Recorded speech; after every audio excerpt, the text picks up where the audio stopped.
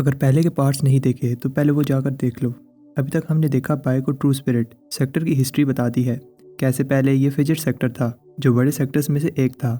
By river defining पिल का formula crack करने के लिए दोबारा मॉन्यूमेंट में जाता है, लेकिन उसे कुछ नहीं मिलता। जब वो बाहर आता है तो सबको पता चल जाता है कि वो टर्टल बाय था। फिर वार होने से पहले हांग एक एंशिएंट पोर्टल ओपन करता है ताकि वो कुछ ट्रेयर्स ढूंढ सकें जो वार में उनकी हेल्प करेंगे। उधर टर्टल एक नेसेंट सोल लेवल बीस्ट को जगा देता है। ये बीस्ट ड्रैगन के सामने बाय को खा लेता है। बीस्ट के पेट में एक सीक्रेट जगह होती है जहां बाय को एक पावरफुल वेपन मिलता है। फिर वार होने से पहले बाय और सारा ब्लड सेक्टर मिलकर ब्लड एंसेस्टर की बॉडी को एक्टिवेट करते हैं। हमें पता चलता है कि स्काई रिवर कोर्ट को मास्टर सेक्टर ने पनिश किया था, जिसकी वजह से उनकी पावर अब 40% ही रह गई है। उनका मेन वेपन ईवल ट्री है जो बहुत डैमेज हो गया है। जब वार हो रही होती है तो ईवल ट्री ही मेन प्रॉब्लम होती है, जिसे हराने के लिए बाय एंसेस्टर की बॉडी की हेल्प से उससे लड़ता है ताकि बाकी के डिसेपल्स स्काई रिवर डिसेपल से लड़ पाएं। आखिर में बाय ईवल ट्री को रोक लेता है, लेकिन ब्लड एंसेस्टर की बॉडी पॉइजन हो जाती है। ईवल ट्री को हराने के बाद अब मेन गोल माउंटेन गेट पर कब्जा करना है, लेकिन फॉरेस्ट में ट्विन एरे लगी होती है जो अगर एक्टिवेट हो गई तो फॉरेस्ट के सारे कल्टीवेटर मारे जाएंगे। बाय और सोंग के पास एक प्लान होता है, लेकिन बाय को टोंग रोक लेती है। जो टोंग से लड़ता है ताकि बाय अपना मिशन पूरा कर ले। बाय और सोंग ट्विन एरे को डिस्ट्रॉय कर लेते हैं, लेकिन जब बाय वापस आता है तो जो टोंग से हार गया होता है। अब आगे बाय जब एल्डर जो के पास जाता है तो बाय को पता चलता है कि एल्डर जो मरा नहीं है और इसकी सांसें चल रही हैं। बाय जो को हील करने लगता है, लेकिन जो कहता है ये एक ट्रैप है, टोंग मुझे बेट बनाकर तुम्हें पकड़ना चाहती है। टोंग बताती है कि उसने जो के सारे मेरिडियंस डिस्ट्रॉय कर दिए हैं। टोंग कहती है घबराओ नहीं, तुम भी थोड़ी देर में जो के साथ ऊपर जाने वाले हो। बाय जो को हील करने की कोशिश करता है, लेकिन जो हील नहीं होता। बाय जो को बताता है कि तुम बस थोड़ा वेट करो, ट्विन अरे डिस्ट्रॉय हो चुकी है और अब हम ये वार जीतने वाले हैं। तब दूर से आवाज़ आने लगती है। बाय एक्सप्लेन करता है ये हमारा फाइनल अटैक होने वाला है। पैट्रियार्क्स ने सारे फाउंडेशन एस्टेब्लिशमेंट कल्टीवेटर्स को ईवल ट्री की साइड जाने का कहा है। उधर जो अपनी इंजरीज की वजह से मार जाता है। बाय जो को उसका बर्ड देकर उसे गुड बाय कहता है। टोंग कहती है कि बाय यंग पैट्रियार्क है, इसलिए वो उसे गुड बाय कहने दे रही है और साथ में वो बाय को इतनी आसान मौत नहीं देना चाहती। बाय को बहुत ज्यादा गुस्सा आ रहा होता है और वो टोंग से प्रॉमिस करता है जिसने भी उसके लोगों को हर्ट किया है वो उनके खून से इस बैटलफील्ड को भर देगा। टोंग और बाय के अटैक बहुत पावरफुल होते हैं और दोनों ही एक जैसे पावरफुल लग रहे होते हैं। टोंग बाय की बॉडी रिफाइनिंग टेक्निक से शॉक होती है और इसकी पावर से पीछे हो जाती है, लेकिन तब बाय शॉक होता है जब Tong flora weaponising art use करती है। टोंग एक्सप्लेन करती है कि स्काई रिवर कोर्ट के डिसेपल्स की पावर बाय जैसे डाउनस्ट्रीम सेक्टर के डिसेपल्स से कई गुना ज्यादा है। बाय टोंग के अटैक से बहुत ज्यादा इंजर हो जाता है। तब बाय हेवनली बॉडी से आसपास की रूट्स को डिस्ट्रॉय करके हेवन रीचिंग आई की हेल्प से टोंग पर अटैक करता है। बाय के अटैक से टोंग बहुत ज्यादा इंजर हो जाती है, लेकिन अभी भी टोंग हार नहीं मानती। टोंग मान लेती है कि बाय की बॉडी स्ट्रॉन्ग है, लेकिन फिर भी बाय की टेक्निक स्काई रिवर की फ्लोरा वेपनाइजिंग टेक्निक जितनी स्ट्रॉन्ग नहीं है। लेकिन तब टोंग शॉक होती है जब बाय फ्लोरा वेपनाइजिंग आर्ट से टोंग का अटैक रोक लेता है। टोंग ईवल ट्री की पावर लेती है, लेकिन बाय फिर भी उसका अटैक ब्लॉक कर रहा होता है। तब बाय हेवनली पाथ की पावर यूज करता है। बाय की एनर्जी वेव टोंग को पीछे धकेल देती है। टोंग को लगता है कि बाय को ईवल ट्री पावर दे रहा है, लेकिन बाय बताता है ये ट्री की नहीं उसकी अपनी पावर है। टोंग को बिलीव नहीं होता कि कोई इतनी यंग एज में इतना पावरफुल है। टोंग कहती है अब वो एक डाउन स्ट्रीम कीड़े से अपनी इंसल्ट नहीं कर पाएगी।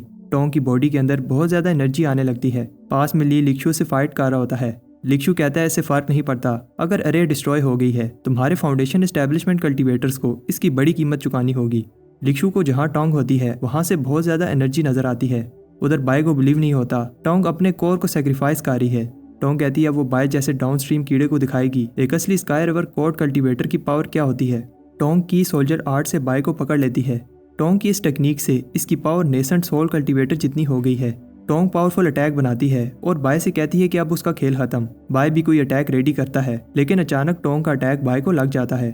तब टोंग सरप्राइज होती है जब बाय को कुछ नहीं होता और बाय टोंग का अटैक पीछे धकेलने लगता है। बाय की वेव सारे एरिया में फैल जाती है। बाय कहता है अगर टोंग उसे मारने के लिए अपना कोर सेक्रीफाइस कर सकती है तो वो भी पीछे नहीं रहेगा। बहुत सारा पानी बाय के कंट्रोल में होता है। बाय के अटैक से टोंग दूर जाकर गिरती है। इस अटैक को दूर से देखकर ली और लिक्शु भी इसी डायरेक्शन में भागते हैं। तब बाय का डीमन बाहर आता है, जिसे देखकर हंग को समझ आ जाती है बाय ने एक बार फिर इम्प्रूवमेंट दिखाई है। लेन युआन भी ये देखकर इम्प्रेस होता है और जानना चाहता है कि क्लाउड में ये कैसा बीस्ट है। चैन भी इम्प्रेस होता है और इसे लगता है कि अगर बाय एक बार इस बीस्ट को पूरा समन कर ले तो इससे सारा ईस्टर्न सिटी हिल जाएगा। टोंग अपने साथी से हेल्प मांगती है, लेकिन बाय के बीस्ट का क्लॉ बाहर आ रहा होता है। तब अचानक बड़ा सा ब्लास्ट होता है। लिक्शु टोंग की हेल्प के लिए जाता है और अपने साथियों से कहता है कि ली को रोके रखो। कुछ टाइम बाद हम देखते हैं कि बैटलफील्ड डिस्ट्रॉय हो चुकी है और बाय टोंग से कहता है कि अब भागने का कोई रास्ता नहीं है। टोंग को पता है कि वो भाग नहीं सकती और बाय से कहती है कि वो उसे जल्दी से ख़त्म कर दे। बाय कहता है कि इतनी जल्दी भी क्या है, टोंग को खून का बदला खून से चुकाना होगा। लिक्शु बाय को आकर रोकता है और बैटलफील्ड की हालत देखकर हैरान होता है। टोंग की बॉडी और मेरिडियन टूट गए हैं और फाउंडेशन भी डिस्ट्रॉय हो चुकी है।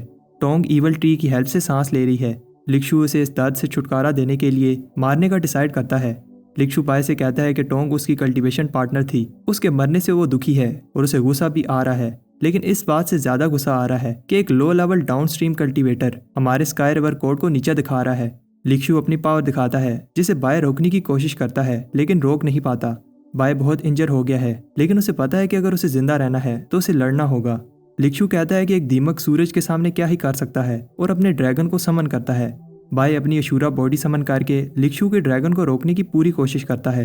लिक्शु का ड्रैगन बहुत पावरफुल है जिसकी वजह से बाय की अशूरा बॉडी इंजर हो जाती है। बाय अपने न्यू वेपन की हेल्प से ड्रैगन के अटैक को रोकता है लेकिन लिक्शु बहुत पावरफुल होता है और इसका अटैक बाय की बॉडी में घुस जाता है। बाय अटैक के बाद खड़ा होता है। लिक्शु बाय की बॉडी रिफाइनिंग से इंप्रेस होता है। बाय छुप कर अटैक करता है लेकिन लिक्शु इसे रोक लेता है। लिक्शु इंप्रेस होता है कि बाय ने अटैक करने से पहले ब्लड की रिलीज की ताकि लिक्शु बाय का अटैक सेंस ना कर पाए। लिक्शु कहता है कि इस तरह के चिंदी अटैक से मुझे खरोच भी नहीं आएगी। बाय धुएं में माउंटेन शेकिंग अटैक करता है लेकिन लिक्शु आसानी से ब्लॉक कर देता है। बाय का थ्रोट लॉक मूव भी काम नहीं करता। लिक्शु को समझ आ जाती है बाय अटैक खाकर अपना अटैक करने की कोशिश कर रहा है। लिक्शु बाय का हाथ तोड़कर इसे जमीन पर फेंक देता है। लिक्शु एक के बाद एक अटैक करता है। बाय अपने बर्तन से अटैक ब्लॉक करता है। बाय लिक्शु के गोल्डन कोर लेवल अटैक से बहुत ज्यादा इंजर हो गया है। लिक्शु इंप्रेस होता है कि बाय फाउंडेशन एस्टेब्लिशमेंट लेवल पर होते हुए भी इसके सामने खड़ा हो पा रहा है। लिक्शु को समझ आ जाती है बाय का मरना कितना जरूरी है। उधर मास्टर ली भी बाय को बचाने के लिए आ रहे होते हैं। लिक्शु अपने सोल्जर से कहता है वो स्पिरिट सेक्टर वालों को कुछ देर और रोकें ताकि वो बाय को आराम से खत्म कर पाए। बाय एक और टेक्निक यूज करता है लेकिन लिक्शु बाय को नहीं छोड़ता। तब बाय अपने वेपन को एब्जॉर्ब करने का ऑर्डर देता है। लिक्शु को ना चाहते हुए भी पीछे हटना पड़ता है। लिक्शु को बिलीव नहीं होता कि कोई ऐसा वेपन भी है जो किसी की लाइफ एनर्जी को एब्जॉर्ब कर सकता है लेकिन लिक्शु अभी भी कॉन्फिडेंट है बाय चाहे जितनी भी लाइफ एनर्जी एब्जॉर्ब कर दे उसका लेवल फाउंडेशन एस्टेब्लिशमेंट ही रहेगा। बाय को यह बात पता है उसे लिक्शु को हराने के लिए और पावरफुल बनना होगा। बाय अपनी बॉडी में बहुत ज्यादा एनर्जी सर्कुलेट करने लगता है। बाय कहता है अगर वो फाउंडेशन एस्टेब्लिशमेंट में लिक्शु को हरा नहीं सकता तो वो कोर फॉर्मेशन करेगा। लिक्शु को बिलीव नहीं होता कि बाय इस समय ऐसा कर पाएगा और इस पर अटैक करता है। तब लिक्शु बाय की पावर से पीछे हो जाता है। लिक्शु को समझ आ जाती है ये हेवनली पाथ की पावर है। हेवनली पाथ में कोर फॉर्मेशन के स्पेशल रूल्स हैं। कोर फॉर्मेशन के समय एक एनर्जी फील्ड कल्टीवेटर को प्रोटेक्ट करते हुए सारे अटैक्स को रोकेगी। ये एनर्जी बैरियर दूर से सारी बैटलफील्ड में नजर आ रहा होता है। ली हैरान होता है कि बाय लड़ाई के बीच में अपना कोर बना रहा है। लेजेंड में कहा गया है कि एक असली हेवनली पाथ फाउंडेशन कल्टीवेटर ही प्योर गोल्डन कोर बना सकता है। चैन और लिन युआन भी ये देखने के लिए एक्साइटेड होते हैं। पैट्रियक्स बताते हैं कि बाय की स्ट्रेंथ इस चीज पर होगी कि उसने कितने सी क्रिस्टलाइज किए हैं। 9 हेवनली लाइटनिंग गिरेंगी। हर एक लाइटनिंग पिछली वाली लाइटनिंग से ज्यादा दर्दनाक होगी। बाय अगर 6 लेवल्स भी कर लेता है तो काफ़ी है और अगर एक heavenly path golden core cultivator हमारे सेक्टर के पास आ जाए तो सेक्टर और स्ट्रॉन्ग बन जाएगा। ब्लड बैटियाक कहता है कि अगर बाय 4 लेवल भी कर ले तब भी काफ़ी है क्योंकि वो चाहता है कि बाय सेफ्टी के साथ अपना कोर बनाए। लिक्शु बाय की इंसल्ट करता है क्योंकि बाय के पास हेवनली पाथ है लेकिन फिर भी वो इन्फीरियर कोर बना रहा है। तब लिक्शु भी हैरान होता है जब बाय के 9 सी एक साथ मिल जाते हैं। लिक्शु इंप्रेस होता है कि बाय ने स्ट्रॉन्ग बनने के लिए सारी लाइटनिंग को एब्जॉर्ब करने का डिसाइड किया है लेकिन ये करना इम्पॉसिबल है। बाय के साथी भी इंप्रेस होते हैं। सोंग कहता है कि हमें भी जल्दी से स्काई माउंटेन गेट को डिस्ट्रॉय करके अपना मिशन पूरा करना होगा। सोंग जाने से पहले बताता है कि बाय पागल हो गया है, वो इस हालत में नाउ लाइटनिंग एब्जॉर्ब नहीं कर पाएगा। एक एनिमी TNU से रहम की भीख मांग कर कहता है उसे खुश होना चाहिए क्योंकि उसका साथी बाय कोर फॉर्मेशन कर रहा है। TNU जेलस होकर एनिमी को मार देता है। TNU सोचता है कि अभी भी 7 और लाइटनिंग बाकी हैं और उसे पता है कि बाय इस हालत में उन्हें सह नहीं पाएगा और ये चीज़ वो अपनी आंखों से देखना चाहता है। स्काई रिवर एल्डर कहता है कि वो बाय को कोर बनाने के लिए रोक नहीं सकते लेकिन वो बाय का ध्यान खराब कर सकते हैं। एल्डर सारे गोल्डन कोर कल्टीवेटर्स को ऑर्डर देता है लेफ्ट बैंक की एयर स्पेस को लॉक करके फाउंडेशन एस्टेब्लिशमेंट कल्टीवेटर्स पर अटैक कर दो। रिवर डिफाइंग पैट्रियार्क कहते हैं बाय का लाइटनिंग से बचने का चांस थोड़ा है, इसलिए हमें बाय को सेव करने के लिए लेफ्ट बैंक को प्रोटेक्ट करना होगा। पैट्रियार्क सब गोल्डन कोर कल्टीवेटर्स को ऑर्डर देते हैं लेफ्ट बैंक की एयर स्पेस को प्रोटेक्ट करो। उधर बाय बहुत दर्द में होता है और लाइटनिंग ट्रेबुलेशंस को सह रहा होता है। लिक्शु एल्डर के प्लान से इंप्रेस होता है जब तक बाय कोर बना रहा है, स्काई रिवर कोर्ट के golden core cultivators left bank में river defining foundation establishment cultivators का खेल खत्म कर देंगे। बाय अपने टीममेट से कहता है कि रुक जाओ, आगे मत बढ़ो, लेकिन देर हो जाती है। लिक्शु और उसके दूसरे golden core cultivators sky river court के फाउंडेशन एस्टेब्लिशमेंट कल्टीवेटर्स को बेरहमी से मारने लगते हैं। उधर TNU बहुत सारे एनिमी से लड़ रहा होता है और तब उसके टीममेट्स उसे एक डेंजरस अटैक से बचाते हैं। उसकी टीममेट्स को समझ नहीं आ रही कि एनिमीज ने जाल बिछाया है, लेकिन फिर भी TNU अंधाधुंध एनिमीज में घुस रहा है। वो उससे पूछते हैं क्या तुम मरना चाहते हो। TNU कहता है कि हमारे बहुत सारे लोग बाय की कोर फॉर्मेशन की वजह से उसे प्रोटेक्ट करते हुए मारे गए। लिक्शु बाय के सामने बहुत सारे कल्टीवेटर्स को काट रहा होता है और एक रिवर डिफाइनिंग कल्टीवेटर को सर से पकड़कर कहता है, देखो अपने यंग पैट्रियार्क को, तुम लोग एक वीक के लिए अपनी जान दे रहे हो। बाय लिक्शु को कहता है कि रुक जाओ, लेकिन रिवर डिफाइनिंग कल्टीवेटर कहता है उसे खुशी है कि वो अपने सेक्टर के लिए जान दे रहा है। अगर यंग पैट्रियार्क कोर बना लेते हैं तो हमारे बहुत सारे भाइयों की जान बच पाएगी। लिक्शु उस कल्टीवेटर की बहादुरी से इंप्रेस होता है, लेकिन फिर उसका गला दबाकर उसे बाय के सामने मारने लगता है। बाय बैरियर से निकलकर उस कल्टीवेटर की हेल्प करना चाहता है, लेकिन लिक्शु उस कल्टीवेटर को मार देता है। बाय सोचता है कि अब वो और कल्टीवेटर की जान जाते हुए नहीं देख पाएगा। बाय को गुस्सा आ जाता है। लिक्शु बताता है कि हेवनली लाइटनिंग कोर बनाने में हेल्प तो करती है, लेकिन जरा सी गलती से तुम्हारी सोल भी डिस्ट्रॉय हो सकती है। उधर बैटलफील्ड में एक अजीब सी एनर्जी के साथ एक मॉन्स्टर बाहर आता है। ये स्काई रिवर कोर्ट का एयरलूम डीमन ड्वार्विंग डोल है। ये डोल एक आवाज निकालती है जिसकी रेंज के अंदर सारे कल्टीवेटर्स इंजर हो जाते हैं। पैट्रियार्क्स को समझ आ जाती है ये एयरलूम बहुत डेंजरस है, इसलिए नाइट पपेट को इससे लड़ने के लिए भेजते हैं। उधर बाय जितना दर्द सह सकता है सह रहा होता है, लेकिन अब उसे देखकर लगता है कि अब उसकी भी बस होने लगी है। लिक्शु बाय की इंसल्ट करता है। बाय की आखिरी 3 लाइटनिंग स्ट्राइक्स रह गई हैं और वो बोल भी नहीं पा रहा होता। तब ऊपर कुछ अजीब होने लगता है जिसे देखकर पैट्रियार्क्स घबरा जाते हैं क्योंकि एक कोर कोलैप्स की निशानी है। लिन युआन भी डिसपॉइंट होता है क्योंकि उसे लगता था कि दूसरा हेवनली गोल्डन कोर कल्टीवेटर पैदा होने वाला है। लिन युआन अलर्ट हो जाता है जब बाय फिर से बोलने लगता है। बाय कहता है कि अगर सारी हेवनली लाइटनिंग एक साथ गिर जाए तो वो सह लेगा। लिक्शु भी हैरान होता है जब बाय फिर से खड़ा हो जाता है, लेकिन इस बात से ज्यादा शौक होता है जब तीनों लाइटनिंग स्ट्राइक्स एक साथ बाय पर गिर जाती हैं। बाय कहता है कि लिक्शु ने जो भी किया है उसे इसका बदला खून से चुकाना होगा। लिक्शु जब देखता है कि बाय ने अपनी बॉडी से 3 लाइटनिंग ट्रैबुलेशन रोकी हैं तो खुश होता है क्योंकि उसे लगता है कि अब बाय खुद ही मार जाएगा। लिक्शु बाय को कोर फॉर्मेशन के समय ही मारना चाहता था, लेकिन बैरियर ने बाय को बचा लिया था। बाय कहता है तुम्हें क्या लगता है मैं इतनी जल्दी मर जाऊंगा? मेरा गोल इमोर्टल बनना है और इस रास्ते पर तुम जैसे कई मेरे हाथों से मारे गए। TNU हैरान होता है जब बाय पर 9वीं लाइटनिंग गिरती है। सबको बाय की फिक्र हो रही होती है क्योंकि इस लाइटनिंग स्ट्राइक के बाद बाय के बचने के चांसेस कम हैं। तब कोई अजीब सी चीज बाय की तरफ बढ़ती है जिसे हंग अपने फायर बर्ड से रोकता है। उधर लिक्शु बाय से कहता है तुम्हारा स्पिरिचुअल सी खुश हो चुका है और अब तुम गोल्डन कोर नहीं बना पाओगे। अगर तुम मर जाते हो तो रिवर डिफाइंग सेक्टर अपनी आधी पावर खो देगा। लिक्शु बाय को खत्म करने के लिए अटैक करता है, लेकिन शौक होता है क्योंकि हेवनली बैरियर अभी भी खत्म नहीं हुआ। बाय कहता है जब तक मैं जिंदा हूँ इस हेवनली की बैरियर को टूटने नहीं दूंगा और अब मुझे वो पावर लेने से कोई नहीं रोक सकता। बाय गोल्डन कोर कंडेंस करने लगता है। सब पहली बार और शायद आखिरी बार एक heavenly path golden core condense होते देख रहे हैं। बाय की बॉडी हील होने लगती है। लिक्शु को समझ आ जाती है हेवनली पाथ के गोल्डन कोर कल्टीवेटर के सामने एक आम गोल्डन कोर कल्टीवेटर नहीं टिक पाएगा और इससे पहले कि बाय कोर कंडेंस कर ले लिक्शु भागने की तैयारी करने लगता है। तब TNU भी वहां आता है। TNU को गुस्सा आता है अगर बाय अपने से एक लेवल ऊपर के कल्टीवेटर को मार सकता है तो मैं क्यों नहीं। उसके साथी उसे रोकते हैं, लेकिन वो लिक्शु पर अटैक कर देता है। TNU के अटैक से लिक्शु को खरोच भी नहीं आती। TNU कहता है कि वो कायरो की तरह जीने की जगह सर उठाकर मरना पसंद करेगा। TNU अपना सबसे पावरफुल अटैक करता है जो लिक्शु के बैरियर को तोड़ देता है, लेकिन लिक्शु इस अटैक को ब्लॉक कर देता है। TNU के साथी देखते हैं कि TNU हार रहा है। उन्हें पता है कि वो लिक्शु को नहीं हरा सकते, लेकिन फिर भी उसकी मदद करने के लिए जाते हैं। वो दोनों अपनी पावर से TNU की हेल्प करने लगते हैं, लेकिन सब मिलकर भी लिक्शु के सामने बड़ी मुश्किल से खड़े हो पा रहे हैं। उधर बाय की आंखें खुलती हैं और वो भी ये सब देखता है, लेकिन तब अचानक उसकी अनडाइंग पावर खुद ही लेवल अप होने लगती है। हंग ये देखकर हैरान होता है क्योंकि उसे नहीं पता था कि गोल्डन कोर करने से बाय की फिजिकल पावर इतनी ज्यादा बढ़ जाएगी और बाय किसी तरह की पिनिकल स्टेज पर जा रहा है। ब्लड पैट्रियार्क कहता है रुको, बाय कॉर्पोरल स्टेज कर रहा है। लिन घबरा जाता है क्योंकि उसे समझ आ जाती है बाय डबल गोल्डन कोर बना रहा है और मिडिल स्ट्रीम में ऐसा कोई कल्टीवेटर नहीं है जिसके पास डबल गोल्डन कोर हो और अभी हायर सेक्टर में भी कोई ऐसा कल्टीवेटर जिंदा नहीं है। लिक्शु भी घबरा जाता है और TNU का अटैक डिस्ट्रॉय कर देता है। TNU को समझ आ जाती है वो बाय की तरह नहीं है। जाओ TNU को बचाती है, लेकिन TNU कहता है कि मुझे जाने दो। जाओ TNU को दूर फेंक देती है और फिर लिक्शु पर अटैक करती है। जाओ का अटैक लिक्शू के अटैक को टच करते ही खत्म हो जाता है। बाय भी देख रहा होता है कि लिक्शू का अटैक जो को लगने वाला है। कायन अपनी बॉडी से अटैक रोकता है, लेकिन अटैक बहुत पावरफुल होता है जिससे कायन की बॉडी डिस्ट्रॉय हो जाती है और फिर वही अटैक जो को भी लग जाता है। बाय का गोल्डन कोर कंडेंस होने ही वाला होता है। लिक्शू ये देखकर डर कर भाग जाता है। कोर कंडेंस होने के बाद बैरियर हट जाता है। बाय देखता है कि उसके साथियों ने अपने सेक्टर के लिए लाइफ सेक्रीफाइस की।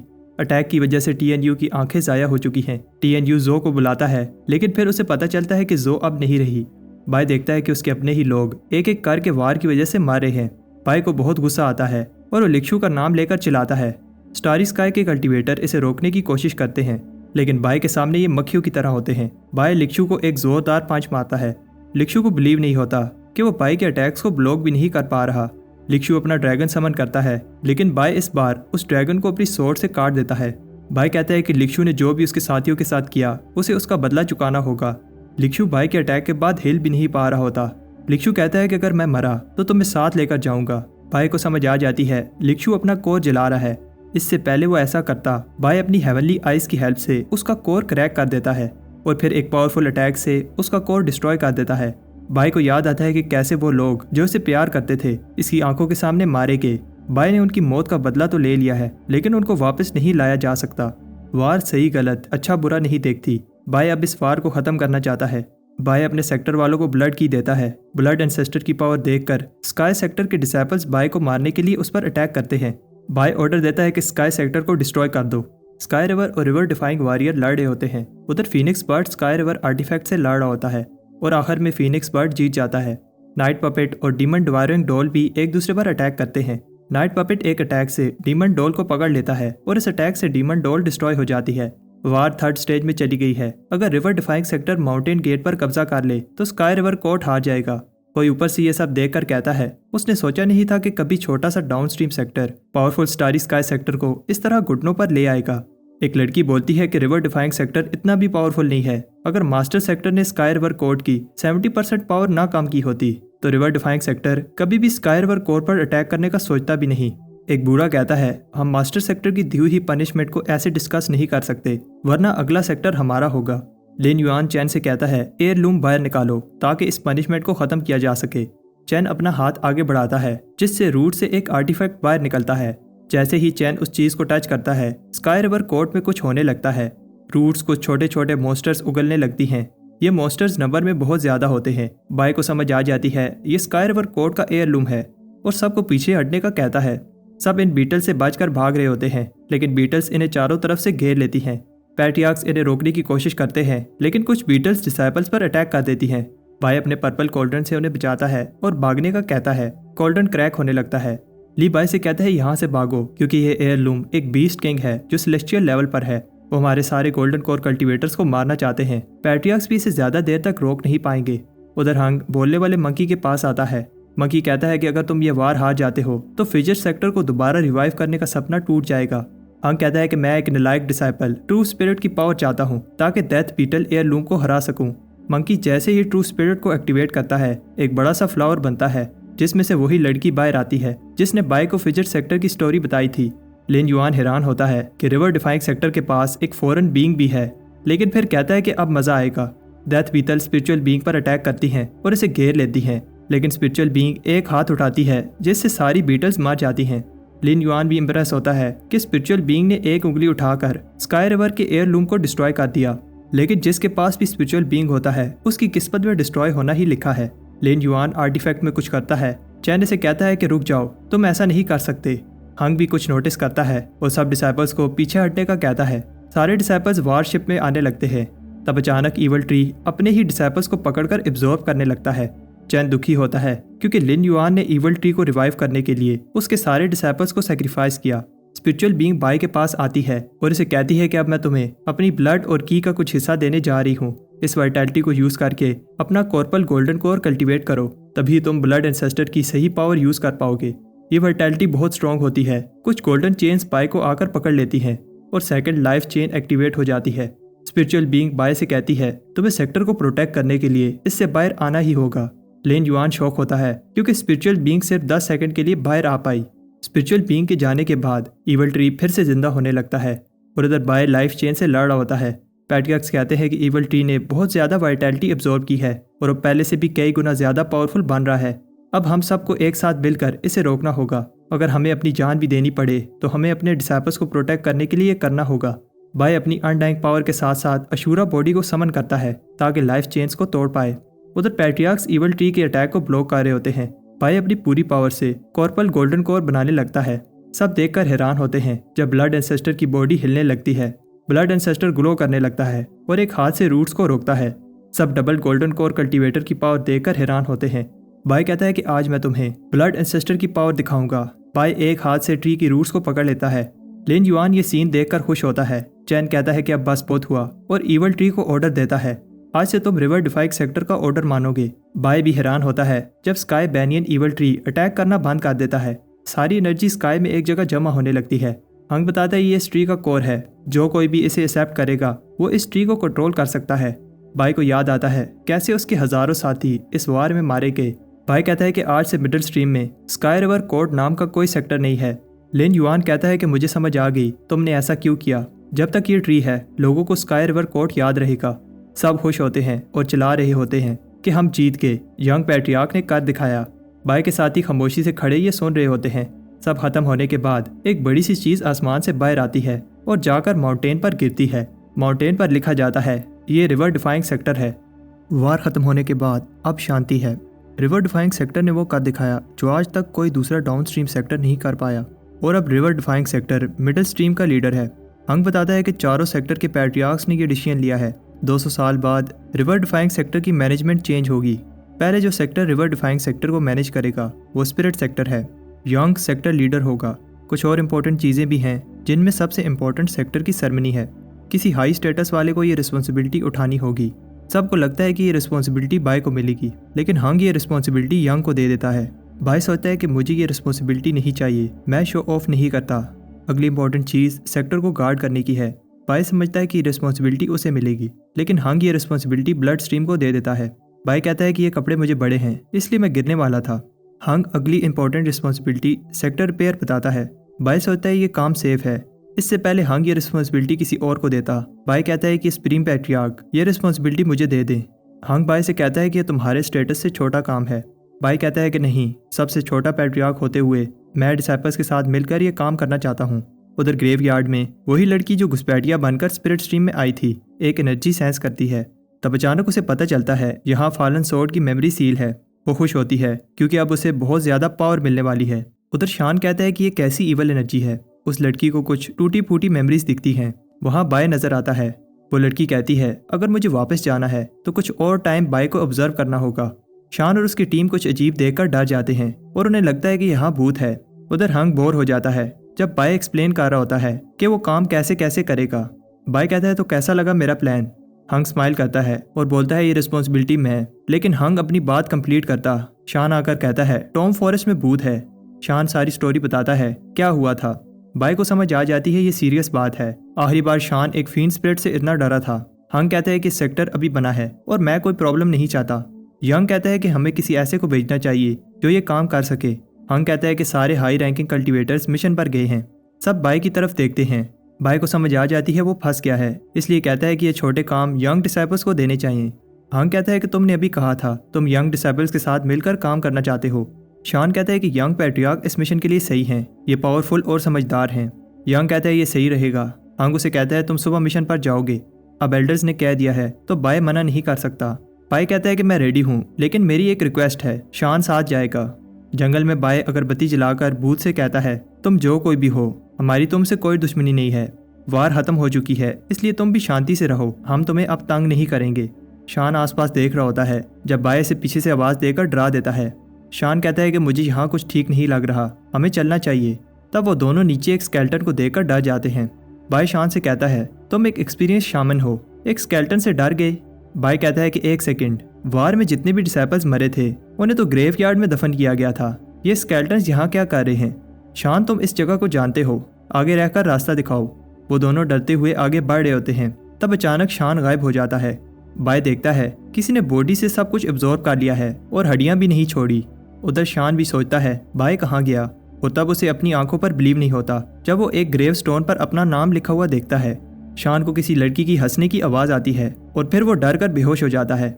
बाय भी एक लड़की की हंसने की आवाज़ सुनता है और तब अचानक उस पर कोई अटैक कर देता है।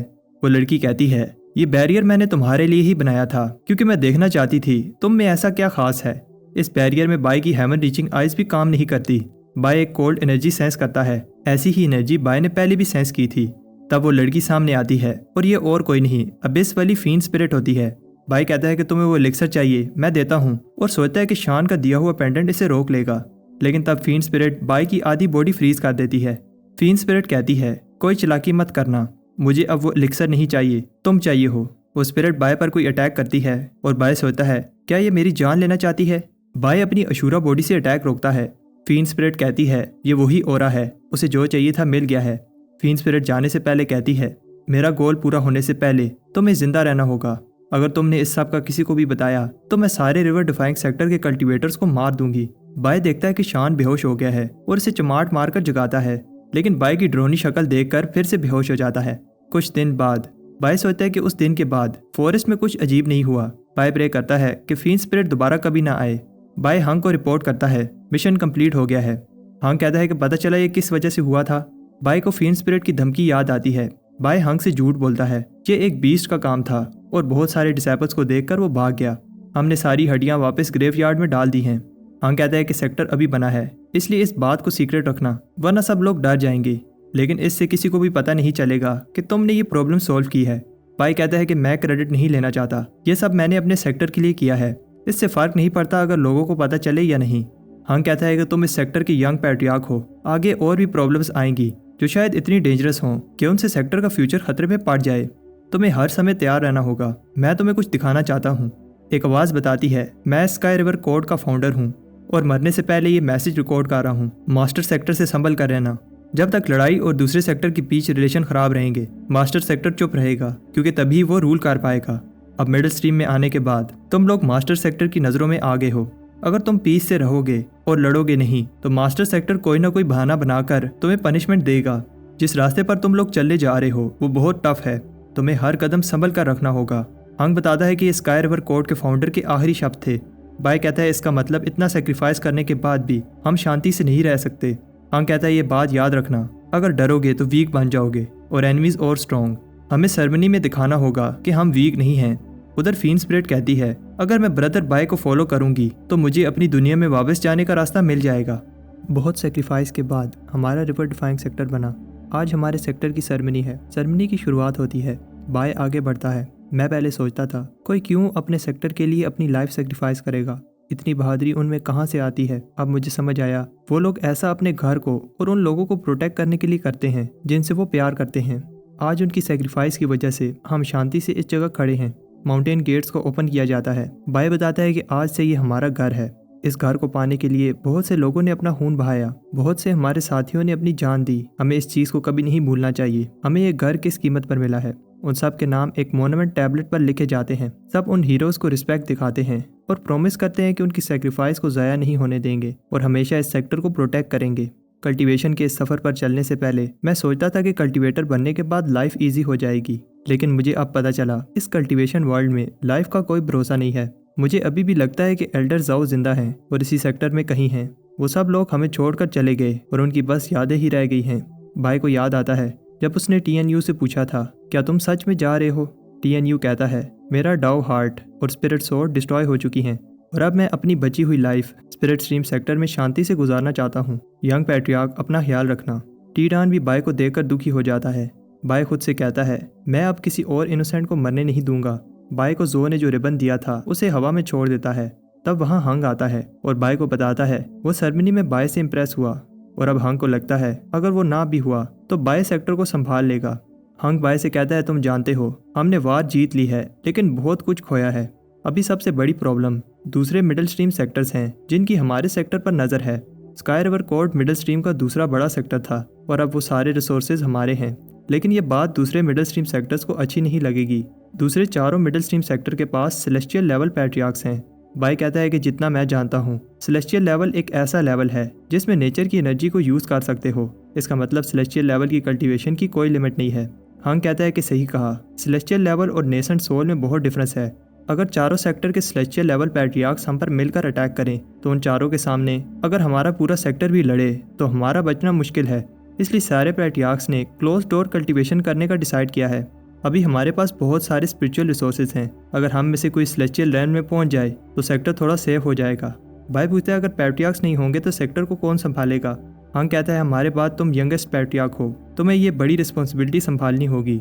जब तुम रेडी हो जाओ तो मुझे हाल में आकर मिलो। अगली सुबह भाई हंग को हाल में मिलने जाता है। हंग पूछता है क्या तुम रेडी हो। भाई कहता है मैं स्पिरिट सेक्टर का यंग पैट्रियार्क सेक्टर को प्रोटेक्ट करने के लिए रेडी हूँ। हंग कहता है तो फिर ठीक है, मैं तुम्हें ये 3 अर्थ ग्रेड टायर्स देता हूँ जो नेसेंट सोल लेवल के हैं। एक टेलीपोर्टेशन, दूसरा डिफेंस और तीसरा अटैक करने के काम आएगा। तुम रिवर डिफाइंग सेक्टर को रिप्रेजेंट कर रहे हो, इसलिए तुम्हें ये पावरफुल टायर्स दे रहा हूँ। मैं चाहता हूँ कि तुम ये रिस्पॉन्सिबिलिटी अच्छे से संभालो। भाई कहता है आप फिक्र मत करें, मैं आपको निराश नहीं करूँगा। तब वहाँ वही मंकी आता है। भाई देखता है ये तो वही मंकी है जिसने प्रोफाउंड स्ट्रीम के साथ वार में हेल्प की थी। भाई को बिलीव नहीं होता, ये मंकी हंग का मास्टर है और हंग का मास्टर अभी भी जिंदा है। फिर भाई को याद आता है ये तो वही हरामी मंकी है जिसने उसका एलिक्सर खा लिया था। हंग कहता है तुम मास्टर से इस तरह बात नहीं कर सकते, माफ़ी मांगो। भाई माफ़ी मांगता है। मंकी बताता है मैं बहुत पहले मर गया था लेकिन तुम्हारे एलिक्सर ने मुझे जिंदा कर दिया। मुझे नहीं पता मेरा और तुम्हारा या फिर तुम्हारा और फिजिक्स सेक्टर का क्या कनेक्शन है। भाई पूछता है क्या आप भी फिजिक्स सेक्टर से हो। मंकी बताता है तुम मेरी मास्टर ट्रू स्पिरिट से मिल चुके हो, इसलिए मैं तुम्हें फिजिक्स सेक्टर की सीक्रेट टेक्निक दे रहा हूँ। स्पिरिट सेक्टर की सारी टेक्निक्स इन्हीं टेक्निक से बनी हैं। भाई अपने अंदर एक अजीब सी पावर फील करता है। मंकी कहता है मैं होप करता हूँ तुम इसे अच्छे से यूज़ करोगे और वो गलतियाँ नहीं करोगे जो फिजिक्स सेक्टर ने की थी। भाई रिस्पेक्ट दिखाता है। तब एक आवाज़ भाई से कहती है ये मंकी इतना भी पावरफुल नहीं है। भाई कहता है ये कैसी आवाज़ है। हंग बताता है ये ब्लड स्ट्रीम के फाउंडर हैं। भाई उन्हें भी रिस्पेक्ट दिखाता है लेकिन वहाँ एक रैबिट को देखकर हैरान होता है। तब वो रैबिट भाई पर अटैक कर देता है। भाई कहता है ओ शिट, मैं तो इस रैबिट को मारने की कोशिश कर रहा था। भाई रैबिट से माफ़ी मांगता है और कहता है कोई गलत फहमी है, नहीं पूरी फैमिली ही गलत है। आपका दिल बहुत बड़ा है, मुझे विश्वास है कि आप मुझे माफ़ कर दोगे। रैबिट कहता है घबराओ नहीं, मैं बस तुम्हारी टेक्निक्स चेक करना चाहता हूँ। भाई कहता है इसमें मेरी गलती नहीं थी, आप ही लोगों के राज बता रहे थे। रैबिट कहता है कि तुम मुझे मारने की कोशिश करते रहे। कुछ टाइम बाद दोनों थक जाते हैं और डिसाइड करते हैं कि 3 गिनने पर दोनों एक दूसरे को छोड़ देंगे। लेकिन रैबिट भाई को नहीं छोड़ता और एक जोरदार किक मारता है। वो दोनों फिर से लड़ने लगते हैं। मंकी और हंग ऊपर खड़े ये सब देख रहे होते हैं। भाई कहता है ये सब एक गलत फहमी थी, मुझे माफ़ कर दें, मैं माफ़ी मांग तो रहा हूँ। रैबिट एक किक से पेड़ के 2 टुकड़े कर देता है। तब भाई कुछ वर्ड्स बोलता है जिससे रैबिट रुक जाता है। जब रैबिट ठीक होता है तो उसे भाई पर बहुत गुस्सा आता है, लेकिन भाई फिर से वो वर्ड्स बोलकर रैबिट को रोक देता है। उधर पैट्रियार्क लिन युआन रिवर डिफाइंग सेक्टर पर नजर रख रहा होता है और तब उसे एक आदमी बताता है स्टार डोमेन, डाउ डोमेन और पिनिकल डोमेन एग्रीमेंट के लिए रेडी हैं। लिन युआन कहता है कि उन्हें कहो स्काई डोमेन भी रेडी है।